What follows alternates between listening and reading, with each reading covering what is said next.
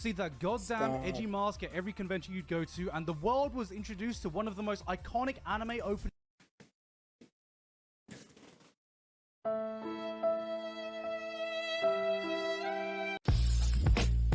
You nasty. Hey man, this is Vern. You haven't already, drop a sub and channel, drop a like. Whole thing's gonna be here, but check out the Patreon link in the description for uncut, unreleased reactions. GIGGUK reactions coming up next. What's up, Nasty Cast? It's your man behind the cam director. We're here with another GIGGUK reaction. Tokyo Ghoul deserved better. Now, this is one of the first ever, actually no, this is the first GIGGUK reaction that I'm doing. That's just one of his videos that he happens to drop. I do a lot of RDC, you know, I do a lot of CJ the Champ type reactions. So this is my first one of GIGGUK where I really feel like it's a talk piece video. I haven't seen any of his other videos that are just like talking pieces. I've only seen so far the show in 8 minutes, basically like mini abridges, and those were hilarious. But this one, I really want to watch this one because one, I'm a huge Tokyo Ghoul fan. Y'all already know that. Two, it just came out and I just happened to be already recording, and I was like, three, you know, this would be a good foray to see if I like his storytelling, if I like how he presents a video outside of the anime in minutes genre. So we'll see how this goes. We're just gonna jump into it. If you made this far and you haven't already, drop that sub, drop that like on the video.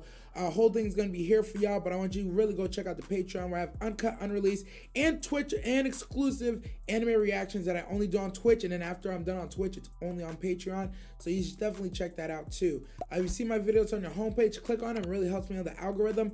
I'm also on Twitch every Monday and Friday night. That's when I do the reactions, so pull up for those. Yeah, GIGGUK, Tokyo Ghoul deserve better reactions coming up next. Hey, just a quick thank you to all the subs on the channel. You members of the Nasty Cast are the driving force that makes all this possible. Catch Director Nasty on Reddit, Patreon, and all other socials in the description below with links. Also, don't forget to subscribe to the channel. Thanks again. The year is 2014. Flappy Birds is increasing the global rage index by 100%. People are going a bit mental, pouring a bit of cold water over their heads. I'm working for a small little company no one's ever heard of called the Big Black Cop, and an anime called Tokyo Ghoul starts airing. This damn thing became inescapable. If you were on Tumblr, you'd see that goddamn edgy mask at every convention you'd go to, and the world was introduced to one of the most iconic anime openings.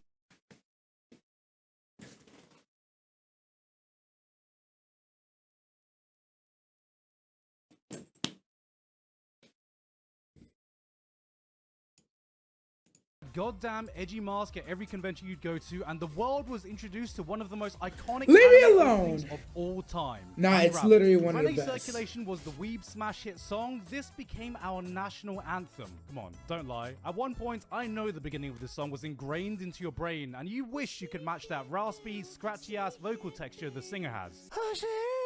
No, stop. No, come You're on, welcome, man. headphone users. While the anime didn't exactly explode onto the scene, it was one of those shows that wormed its way into anime pop culture within the last 10 years. Shit's the 8th most popular anime of all time on MAL, behind Naruto and above Demon Slayer, with the manga comfortably sitting at number 5. You've seen memes and manga panels from Tokyo Ghoul spread around. Most likely this one, which you know is from that famous scene in the manga where I think Ken Kaneki said, "I am the Tokyo Ghoul." I think it goes on to Morb after that. And seeing all this unfold before my eyes, I always had one question. Why Tokyo Ghoul? I remember watching the anime and thinking, well, this is a decently interesting shonen show. It is. Edgy, but nothing I'm going to write home about. Then, like locusts, swaths of manga readers would swarm around me and proudly exclaim, but did you actually read the manga? It's so much better. And I saw Kaneki's white hair and his fabulous black nails, and I was like, okay, manga readers, whatever you say. Now, GIGGUK fan cam should be busy working on right now. I'm just saying, Tokyo Ghoul is a deep, complex story, and Ken Kaneki is such a tragic character that nobody understands. There it is. I might take offense to that last line. It's a Jimin fan cam I'm working on, actually. And so 8 years later, way past the point anyone still cared about Tokyo Ghoul, I thought, hey, maybe I still it's care. finally the Season right time to actually give this a chance. And god damn it, the manga readers were right. Damn. Sing it, nigga! But before hiding in the underbelly of society is the secret world of ghouls. Carnivorous monsters that may look, act, and sound exactly like humans, except they are stronger, faster, have superhuman abilities, but most importantly, they have a hunger they need to satisfy. One that cannot be quelled by normal food. It's a hunger that is only satisfied by feasting on the flesh of humans. Ken Kaneki wants pussy. My boy's out here just trying to get laid and scores a lucky date, but unfortunately for our boy, before he can start eating the pussy starts eating him. Luckily, he's saved by some falling beans, except both of them get crushed, and to save his life, the doctors thought it would be a great idea to just transplant this random lady's organs into Kaneki, without knowing that she was a ghoul. And so begins Kaneki's journey into the world of ghouls, as he slowly learns to accept that he has become one. On the surface, Tokyo Ghoul is a series I didn't think would appeal to me, because when I looked at the show, the aesthetics, and the fan base, I went, wait a minute. Ghouls are just reskinned vampires. Basically. This is a vampire series. I'll be honest, I'm just not a big fan of vampire shows. Sure, there are definitely some cool ones, but a lot of the times it's just not my vibe. Especially the ones I see that have dark, sexy, brooding. Goddamn Uchiha! Oh, this guy's angsting. Oh, he's so mysterious and sorrowful. Oh god, I bet he doesn't have any hair on his nipples. I call them shows, which seeing how popular Tokyo Ghoul got on there just reaffirms my preconceptions, because you gotta admit, some of these aesthetics radiate I'm 14 and this is deep energy. The type of show with the fan base you wouldn't be surprised buying a jar of corpse husband's bathwater and posting images like, there are two wolves inside of me. One wants to eat, the other wants to eat. Maybe I'm just fucking fat. And at the beginning, no, I am. So ghouls equal bad. Kaneki good, because he's fighting against bad ghouls. But when I started to really see what the story was about was with the introduction of the CCG, or the organization that was created to hunt ghouls. We get introduced to this guy, and I mean, just fucking look at him. I could put on a red spacesuit and run down the street shouting Among Us, and I would still look less sus than this guy. Yo, on God, bro. In a position of authority. But when we see him taking pleasure in murdering a young ghoul's mother, we kind of start to realize, wait, are we the baddies? Before you know it, different factions start forming on both the ghoul and human side of things, each with their own philosophies of the right course of action to take. This is like the last good season. Where the conflict just feels organic. Every single character has a reason they're part of this fight, a part of this war, and it always feels justified no matter how scummy a person they may be. Sometimes humans are the monsters, sometimes ghouls are the monsters, a lot of the times both are the monsters, and in between there are a select few just trying to find peace in all this chaos. Facts, bro. Tokyo Ghoul tricks you into thinking this is a story of the struggles of ghouls trying to find a way to exist in a world of humans. And then halfway through it's like, psych, bitch! Here's Tokyo Ghoul Re, where we shift perspectives to the opposite side of things and see the sacrifices humans need to make to protect themselves from the destruction and despair ghouls can bring. You can't blame ghouls for needing to consume the diets they need to survive any more than you can blame humans for defending themselves from being the hunted. In this world, there are no good guys and bad guys, just guys trying to survive in the place they were born in and are willing to fight with their life on the line to protect it. Every character has their own biases, their own prejudices, and the more you find out about them, the less you can blame them for feeling the way they do. And that's what I feel sets like up a good written character should be. Shine, which is Kaneki himself. Now I fully admit, at the beginning, every time Kaneki opened his mouth, I let out a big sigh and eye roll because it was a bit like Crybaby MC. This is why niggas like Takamichi. But at least he was more bearable. As the series progresses, you see that he's the perfect character to carry you through this story. He's someone who's born as a human that was turned into a ghoul and as such acts as the perfect middle ground between the two worlds. Here is someone who sees the twisted, unfair, broken world for what it is, and because of that he's in a constant internal battle with himself, unable to fully let go of his human side, but unable to fully accept his ghoul side. There are two wolves inside of him. Sorry. The Kaneki's internal struggle is to me what made this manga so compelling. Little by little, you get to see the transformation of this naive, young, whiny, annoying brat become a symbol of the two sides he represents. Tokyo Ghoul is Kaneki's story through and through, and seeing his journey and how it ties in thematically with the story being told, by the ending of Re, I could absolutely see why he became one of the most iconic characters in the world of manga. All this just because Ken Kaneki wants pussy. One thing that stands out is the art on display here. You can see Sui Ishida starting off a bit rough at the beginning, but as the series goes on, you can really see him coming to his own. Not only resulting in some legendary panels, but just becoming an absolute master at being able to portray a person's mental state. Kaneki's internal conflict wouldn't have hit nearly as hard if the manga wasn't able to so skillfully convey the raw mess of emotions people can go through. Dialogue leads in and out of speech bubbles. Paneling loses all sense of structure. The page breaks down just as much as the characters do. When Ishida wants to show you a character character's inner thoughts, you don't just see it, you feel it. One of my favorite moments is when they introduce the concept of each CCG officer having to write a will and testament before they go off on a dangerous operation, just in case. And we spend some time just seeing a few people's different approaches. Some send a final message to their family, some just detail who gets what assets. Then we zoom in on one fresh-faced guy who's having trouble writing his. He seems nervously enthusiastic about the operation that's about to take place, and so he ponders and ponders, and we saw writes this the in the message anime, he wants to before we turn the page to see this.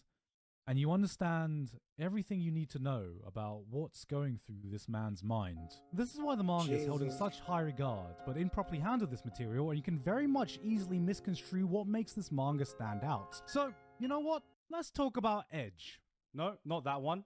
Not that one either. There we go. Rated R Not gonna lie, superstar. one of the biggest things that put me off Tokyo Ghoul initially is that judging from the anime and the fan base that follows it, it just seems like it's trying a bit too hard to be edgy. I think this post I found sums it up perfectly. Why do people think Tokyo Ghoul is an edgy anime? I had to ask this after I saw Mother's Basement Tokyo Ghoul video, where he said Tokyo Ghoul was edgy and that he'd rather watch a Kamega kill. This triggered flashbacks of how my friends would say only Tumblr, emos, or people who shop at Hot Topic like Tokyo Ghoul. I don't that's fall into cap. any of these descriptions, but I do use Tumblr sometimes.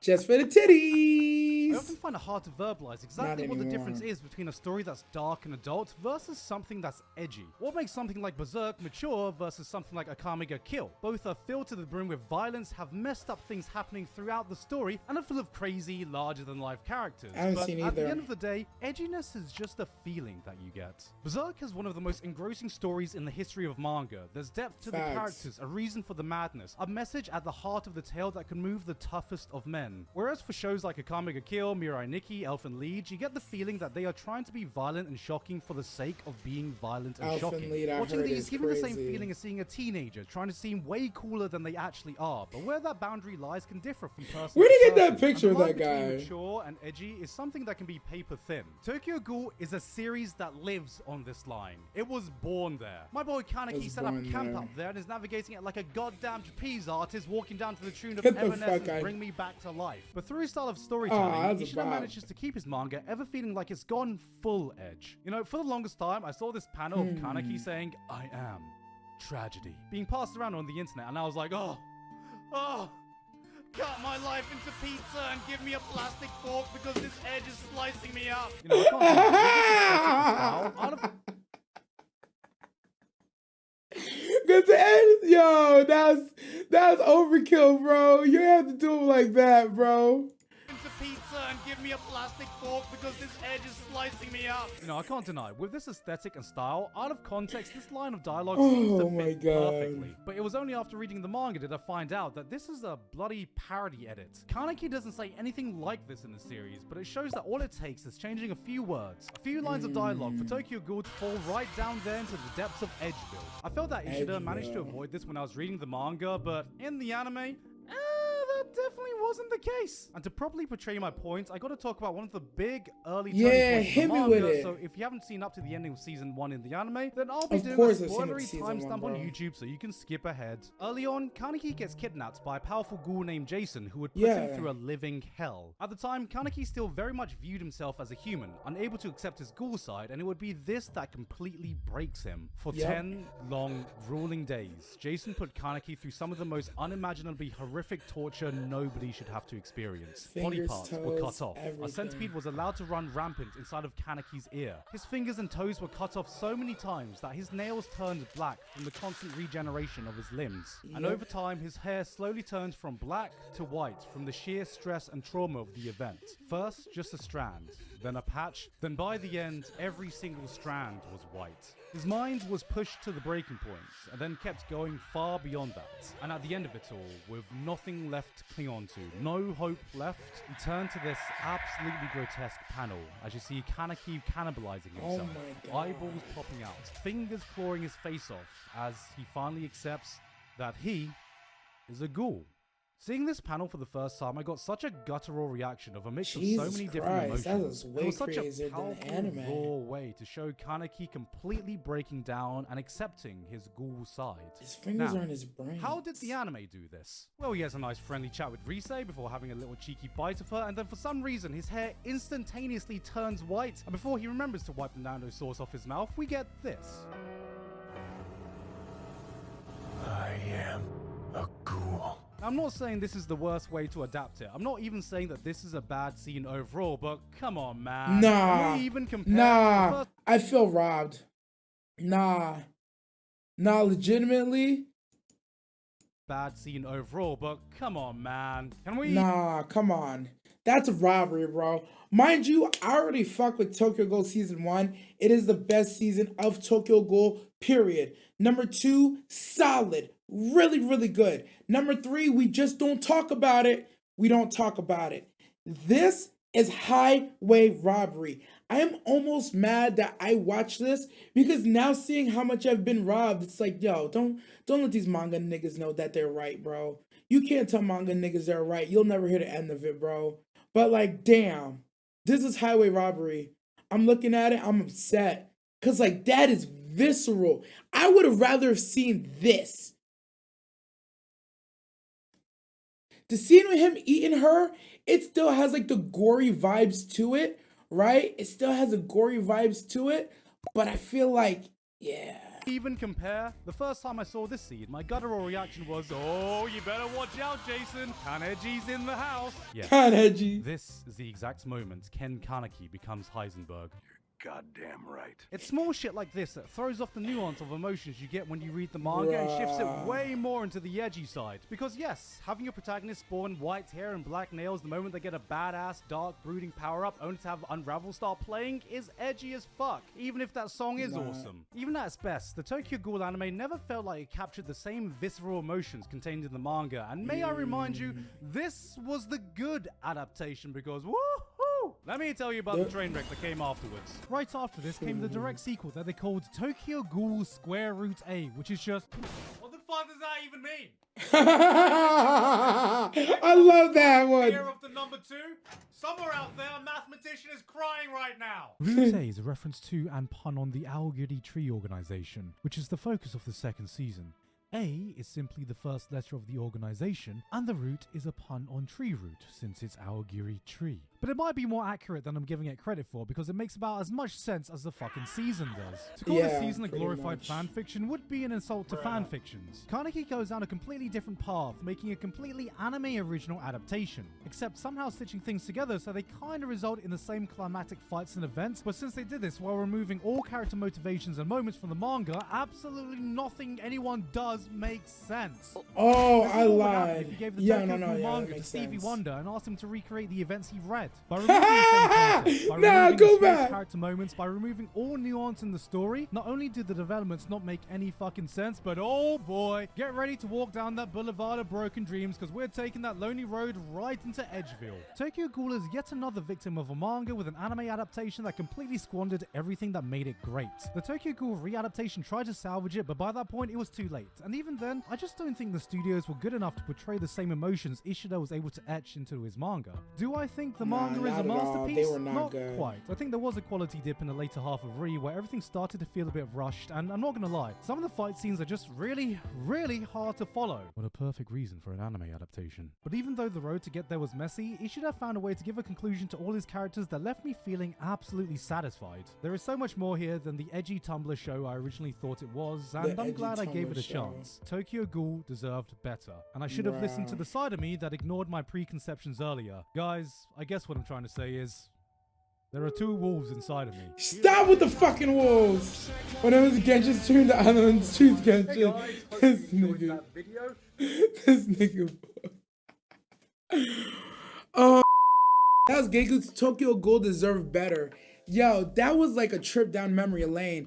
The only thing that threw me off sometimes is sometimes I'd be forgetting if there's this. I know season 1 of Tokyo Ghoul is goated. What I don't remember is if I'm thinking of season 2 is actually part 2 of season 1, and then it's season 2 forward where it's just unnecessary trash, they turn into a fighting shonen and this nigga works for the ops or whatnot. Or if it's season 1 and season 2 were dope, and season 3 is the one where he starts working with the ops and nothing fucking makes sense. It's almost worth a rewatch, but I don't know if it is. But this is one of those times, a lot of times, as an anime reactor, you know, on your boy Rock Lee's channel, a lot of times we'll watch something and everybody's like, oh, this is what you missed from the manga, or yo, the manga is so much better. It's like, yo, I gotta tell y'all the truth. I wish I had time to go back and read the mangas. I would prefer, I'm a reader first. Y'all see me reading these subtitles, bro. I would prefer to read the mangas first. Life doesn't work that way for me. I'm a full ass adult. But hearing that somebody went out of their way, they're like, no. Somebody, a trusted expert that whose taste that I trust was like, nah, to be real with you, yo, the manga niggas was right. You should probably, it's worth reading. Cause like, I'm not gonna lie, the smoking gun for this was the scene where he's getting tortured by Jason and he's like, no, I am a ghoul. I wanted to see whatever with that frame in the manga, I wanted that animated. If they animated that, yo, chef kiss, it would have been beautiful. Are you kidding me? Oh my God. That was the moment I really felt like I was robbed. I believed him as he was going through the story. He's like, no, the manga, I believed it. But for me, the real smoking gun where I was like, yo, I'm gonna have to go read the first set of Tokyo Ghoul so I can see what else I missed out on.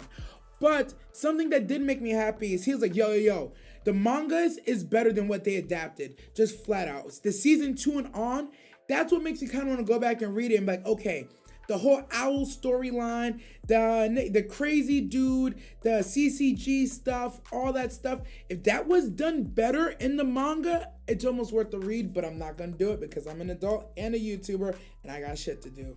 Unfortunate. But it's nice to see Tokyo Ghoul get some love. It's nice to see Tokyo Ghoul get some shine. I'm always here for when somebody wants to get put onto some Tokyo Ghoul. Y'all can't see, but I literally got a kind of, yo, do it again. Bro. Yeah, bro. Yeah, so yeah, as I was saying. So yeah, like I was saying, yeah, I fuck with this shit, bro. That's why I was like, I gotta watch this one. I gotta watch this one without a doubt. Just no ifs, ands, or buts about it. I had to put it on. Yeah, I'm glad I watched this. It was fire. I probably still won't read the manga, but it's nice to be validated that it's agreeing. I already know the community agrees across the board. Season 2 or anything after season 1, Tokyo Ghoul is questionable, but like, it's good to know that the manga isn't as bad and that it's done justice. Good on them. But anyways, yeah, we're gonna end it here. If you made this far and you haven't already, drop a sub, drop a like. Whole thing's gonna be here, but also on Patreon where it's uncut, unreleased anime reactions. Comment down below if you think I should do Tokyo Ghoul on my Twitch / for Patreon only. But that means if you'd want to watch it, you gotta catch her on the Twitch, you gotta catch her on the Patreon. I definitely won't do it for YouTube because yeah, I'm not gonna do that. If you want to catch me, I'm live on Twitch every Monday and Friday night. I'm your man behind the cam, and as always, never forget, stay nasty, y'all. You nasty.